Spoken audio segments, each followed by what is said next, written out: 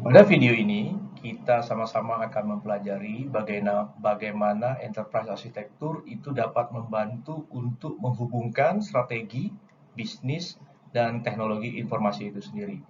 Seperti yang kita ketahui, bahwa pada era ini, di mana teknologi informasi itu telah menjadi bagian penting dari organisasi, memiliki AI, memiliki enterprise arsitektur yang baik, itu akan menghasilkan nilai-nilai yang atau keuntungan atau benefit bagi organisasi itu.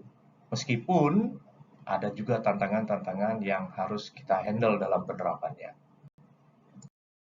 Oke, pertanyaannya, mengapa enterprise arsitektur itu dapat memberikan value bagi organisasi? Di sini kita akan mendiskusikan dari 4 perspektif, yaitu dari sisi alignment, dari sisi efisiensi, dari inovasi, dan juga dari sisi agility. Kita lanjutkan ke slide selanjutnya. Oke, apa itu alignment? Apa yang dimaksud dengan penyelarasan strategi IT dengan bisnis?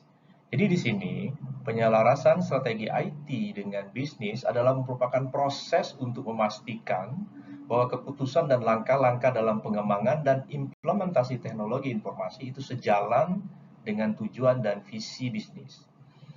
Hal ini melibatkan kita bagaimana memahami kebutuhan bisnis secara menyeluruh, mengetahui arah strategis dari proses bisnis itu sendiri, kemudian kita mengetahui prioritas-prioritas yang ingin dilakukan oleh organisasi, sehingga kita dapat mengarahkan penggunaan IT, penggunaan teknologi untuk mendukung pencapaian tujuan tersebut. Nah, ada beberapa hal yang perlu kita pahami dalam penyelarasan ini, yaitu pemahaman proses bisnis itu sendiri. Kemudian karena ini melibatkan unit-unit bisnis, melibatkan banyak stakeholder di dalamnya, maka komunikasi yang efektif itu juga perlu. Kemudian yang selanjutnya bisa kita katakan ini bagaimana memanfaatkan atau mengidentifikasi kesempatan-kesempatan atau peluang-peluang yang dapat digunakan dengan memberdayakan teknologi information technology ini. Kemudian seperti yang kita ketahui di atas, implementasi IT ini juga membutuhkan effort dan biaya yang besar, sehingga kita harus mempunyai perencanaan dan prioritas dalam penerapannya. Setelah itu diterapkan, kita perlu melakukan evaluasi dan pemantauan atau monitoring. Jadi dengan menyelaraskan strategi IT dengan bisnis, organisasi dapat memaksimalkan nilai teknologi itu sendiri, kemudian dapat mendorong inovasi, serta meningkatkan efisiensi dalam operasionalnya untuk mencapai tujuan yang lebih besar. Selanjutnya, enterprise arsitektur itu dapat memicu adanya efisiensi. Hal ini bisa kita lihat dari 3 perspektif, yaitu adanya standarisasi. Jadi, enterprise arsitektur melibatkan pengembangan kerangka kerja yang komprehensif guna untuk menggambarkan struktur dan fungsi organisasi secara menyeluruh. Dan dengan adanya standarisasi yang jelas, organisasi dapat memastikan bahwa setiap bagian dari infrastruktur dan sistem teknologi akan mematuhi aturan dan prinsip yang telah ditetapkan. Yang kedua, itu untuk menghindari atau mengurangi terjadinya duplikasi. Jadi duplikasi di sini yang dimaksud adalah melalui analisa yang mendalam, organisasi dapat mengenali kasus-kasus di mana fungsi dan layanannya itu sama atau serupa yang telah diimplementasikan oleh unit bisnis atau departemen yang berada secara terpisah. Jadi dengan mengurangi terjadinya duplikasi ini, organisasi dapat menghindari terjadinya pemborosan sumber daya maupun usaha yang tidak produktif. Kemudian yang ketiga adalah adanya optimalisasi dari sisi sumber daya. Jadi di sini enterprise arsitektur itu dapat membantu organisasi dalam mengelola sumber daya yang mereka miliki secara efektif. Jadi dengan pemahaman yang lebih baik tentang infrastruktur dan sistem yang ada, serta kebutuhan bisnis yang spesifik, organisasi dapat melakukan perencanaan yang lebih baik dan mengarahkan sumber daya mereka secara lebih akurat. Manfaat atau value yang ketiga di sini kita gabungkan dengan keempat, inovasi dan agility. Ini memungkinkan organisasi dapat beradaptasi dengan cepat terhadap perubahan kondisi yang terjadi di lapangan agar tetap unggul dari pesaing-pesaingnya. Jadi di sini beberapa manfaat daripada enterprise arsitektur yang berhubungan dengan inovasi dan agility ini. Jadi di sini kita lihat adopsi cepat teknologi baru. Jadi memungkinkan AI itu membantu organisasi dalam mengembangkan visi strategisnya dalam dan arah masa depan yang jelas. Dengan memahami arsitektur saat ini, itu dapat mengidentifikasi celah atau peluang baru.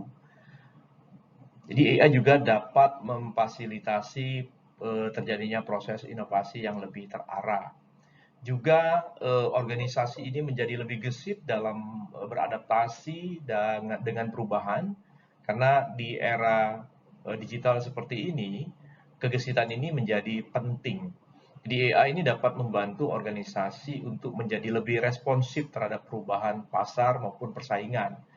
Dengan memiliki pemahaman yang lebih baik tentang infrastruktur dan sistem yang ada, organisasi ini dengan cepat akan menyesuaikan operasinya untuk menjawab tantangan baru tersebut.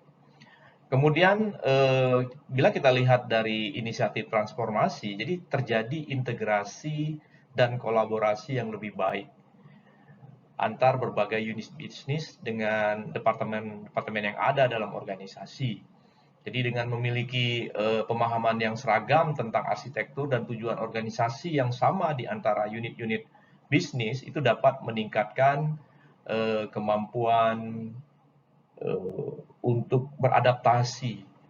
Jadi kolaborasi antara pemangku kepentingan yang berbeda itu dapat disatukan untuk mencapai visi dan misi organisasi, sehingga dia dapat fleksibel serta adaptable terhadap perubahan yang ada baik di organisasi itu sendiri maupun karena dorongan atau dipicu oleh perubahan-perubahan yang terjadi di lingkungan bisnis itu sendiri atau organisasi itu sendiri.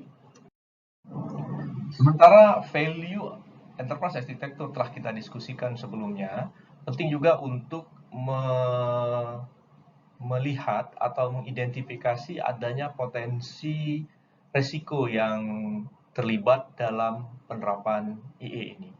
Kita lihat pertama itu dari sisi kompleksitas dan waktu. Menciptakan dan mengelola arsitektur enterprise ini merupakan suatu usaha yang cukup kompleks dan memakan waktu yang tidak sedikit. Sehingga itu membutuhkan usaha yang khusus dari pihak-pihak yang berkepentingan atau pihak-pihak profesional dalam hal ini untuk mengarahkan pengimplementasiannya. Yang kedua, yaitu adanya resistensi terhadap perubahan. Seperti kita ketahui, perubahan ini resistensi terhadap perubahan itu merupakan hal yang biasa. Jadi ada risiko umum dalam implementasi arsitektur enterprise ini. Sehingga kita penting untuk melibatkan para pemangku kepentingan untuk mengkomunikasikan manfaat serta menghandle atau menangani kekhawatiran yang terjadi untuk memastikan keberhasilan dari adopsi enterprise arsitektur ini sendiri. Jadi kesimpulan dari pelajaran kita hari ini ada dua, bahwa yang namanya enterprise arsitektur itu dapat memberikan benefit value yang didapat dimanfaatkan oleh organisasi, yaitu dari sisi penyelarasan atau alignment, kemudian meningkatkan efisiensi, juga memicu terjadinya inovasi, serta lincah dalam beradaptasi terhadap perubahan-perubahan. Tetapi penerapannya juga tidak lepas daripada resiko, sehingga membutuhkan perencanaan yang lebih hati-hati dan melibatkan pihak-pihak yang berkepentingan dalam implementasinya. Demikianlah pertemuan kita hari ini. Semoga apa yang kita pelajari hari ini memberi manfaat. Sampai ketemu pada topik selanjutnya. Terima kasih.